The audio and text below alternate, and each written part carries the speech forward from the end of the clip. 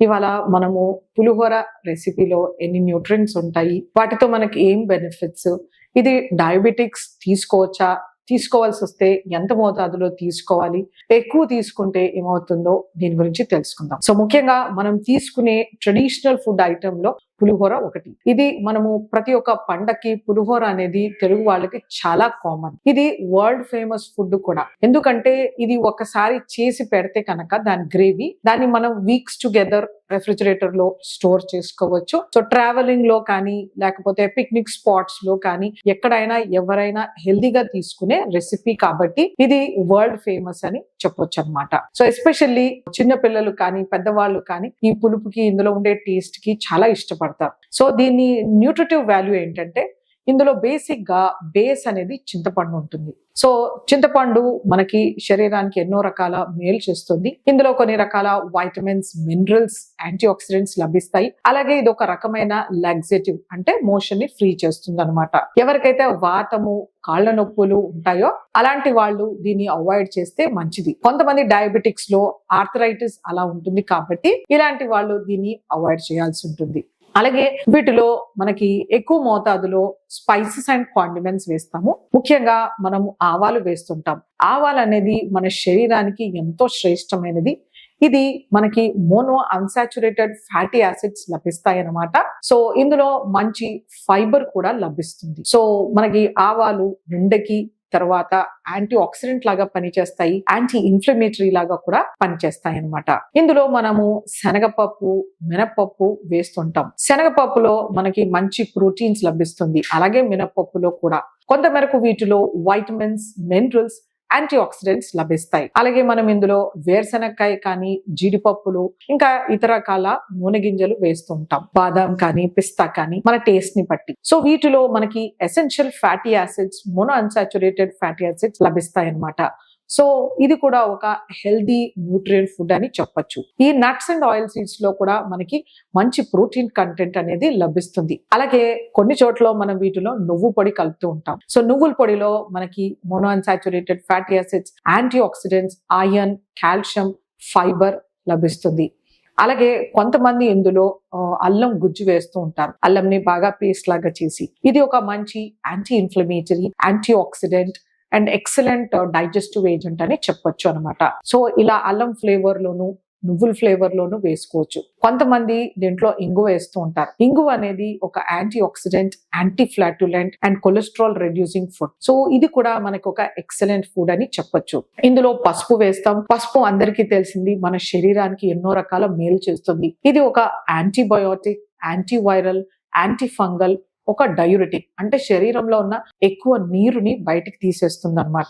So పసుపుతో మనకి ఎన్నో రకాల బెనిఫిట్స్ ఉన్నాయి. కొన్ని ప్రాంతాల్లో రకరకాల ఇంగ్రీడియంట్స్ ని కలుపుతూ ఉంటారు. ఎస్పెషల్లీ మనకి తమిళనాడులో అయితే పెప్పర్ పౌడర్, అంటే మిరియాల పొడి వేస్తూ ఉంటారు. అలాగే ఎండు మిర్చిని కూడా కచ్చాపక్కా దంచి వేస్తూ ఉంటారు. సో ఈ పెప్పర్ కూడా మనకి anti flu, anti inflammatory, antiviral, anti bacterial, అలాగే డైజెషన్ కి కూడా ఎంతో మేలు చేస్తుంది. ఇందులో మనము రెడ్ చిల్లీస్ వేస్తాం. రెడ్ చిల్లీలో మనకి బీటా క్యారోటీన్ ఉంటుంది. అలాగే ఇది వెయిట్ రిడక్షన్ కి థర్మిక్ ఎఫెక్ట్ ఇస్తుంది. ఇది ఎంతో మేలు చేస్తుంది అనమాట. సో వీళ్ళు రెడ్ చిల్లీని కోట్స్ గా పౌడర్ లాగా చేసుకొని వేస్తుంటారు. సో ఇన్ని రకాల ఇంగ్రీడియంట్స్ తో ఎంతో టేస్టీగా ఉండే ఈ పులిహోర. సో డయాబెటిక్స్ తీసుకోవచ్చా? ఎస్, తీసుకోవచ్చు. ఈ పులిహోరలో మనం ఎంత నూనె వేస్తున్నాం అనేది చాలా ఇంపార్టెంట్. సో ఈ నూనె మనము మోడరేట్ అమౌంట్స్ లో వేసుకుని పులిహోరని హెల్దీగా చేయొచ్చు. అలాగే ఇందులో మనం కరివేపాకు వేస్తాం. కరివేపాకులో మనకి బీటా క్యారోటీన్ లభిస్తుంది. ఇది డయాబెటిక్స్ లో వచ్చే ఏజ్ రిలేటెడ్ మాక్యులర్ డిజనరేషన్ కి ప్రివెంట్ చేయడానికి ఎంతో హెల్ప్ చేస్తుంది అనమాట. ఇందులో ఉండే ఐరన్ కంటెంట్, ఇందులో ఉండే సాల్యుబుల్ ఫైబర్, ఇన్సాల్యుబుల్ ఫైబర్, అలాగే మనకి ఇందులో ఉండే జింక్, సెలీనియం, మాగ్నీషియం, మ్యాంగనీస్ అనేవి ఎంతో మేలు చేస్తాయి డయాబెటిక్స్ కి. సో ఇందులో మనము కరివేపాకు ఎక్కువ మోతాదులోనే వేస్తుంటాం. సో ఇది హెల్త్ తో పాటు ఎంతో ఫ్లేవర్ అండ్ టేస్ట్ ని కూడా ఇస్తుంది. ఇవి మన షుగర్స్ ని కంట్రోల్ చేయడానికి కూడా హెల్ప్ చేస్తాయి అన్నమాట. సో ఎప్పుడైతే పులిహోరలో మనం ఎక్కువ మోతాదులో నూనె వేస్తాము, తక్కువ మోతాదులో పోపు గింజలు కానీ, ఆవాలు, కరివేపాకు చాలా తక్కువ అమౌంట్స్ లో వేసి దీన్ని అన్హెల్దీగా చేస్తాము, అప్పుడు వెంటనే షుగర్ పెరుగుతుంది అనమాట. ఒకవేళ మనము ఇందులో నట్స్ కంటెంట్ ఎక్కువగా, అంటే పీనట్స్ కానీ ఆల్మండ్స్, క్యాషూ నట్స్ ఇవి ఎక్కువ మోతాదులో వేసి, ఇందులో మనం తిరగమాతకు వేసుకునే శనగపప్పు, మినపప్పు, లేకపోతే మనం వేసే వేరుశెనక్కాయ ఇవి కూడా ఎక్కువ మోతాదులో వేసాము. అలాగే కరివేపాకు, ఇంగువ, నువ్వుల పొడి కానీ, ఆవ పొడి కానీ ఇలాంటివి వేసి చేసినప్పుడు ఇది చాలా హెల్దీ ఫుడ్ అవుతుంది డయాబెటిక్స్ కి.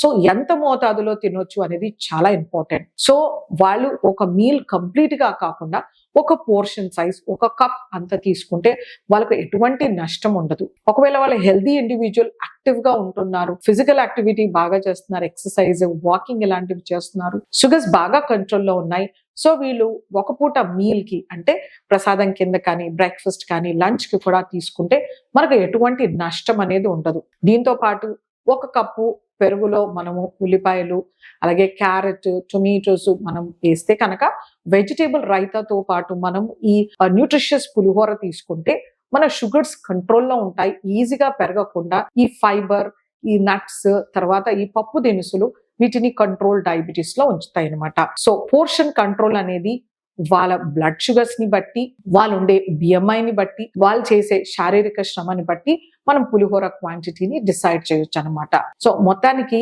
మనం ఎన్నో రకాల healthy, nutritious spices, nuts and oil seeds, పప్పు దినుసులు వేస్తున్నాం కాబట్టి పులిహోర అనేది ఒక హెల్దీ ట్రెడిషనల్ ఫుడ్. ఇది డయాబెటిక్స్ ఖచ్చితంగా తీసుకోవచ్చు. దీన్ని అన్కంట్రోల్ డయాబెటీస్ వాళ్ళు గోధుమ రవ్వతో కానీ, జొన్న రవ్వతో కానీ, సజ్జ రవ్వతో కానీ, ఓట్స్, క్వినోవా ఇలాంటి గింజ ధాన్యాలతో చేసుకుంటే కనుక వాళ్ళకి షుగర్స్ అనేవి ఇంకా బెటర్ కంట్రోల్లో ఉంటాయి అన్కంట్రోల్ వాళ్ళకి. కాకపోతే పోర్షన్ కంట్రోల్ ఎటువంటి గింజ ధాన్యం తీసుకున్నా కూడా అన్కంట్రోల్ డయాబెటిక్స్ కి జాగ్రత్తగా చూసుకోవాలి. నమస్తే.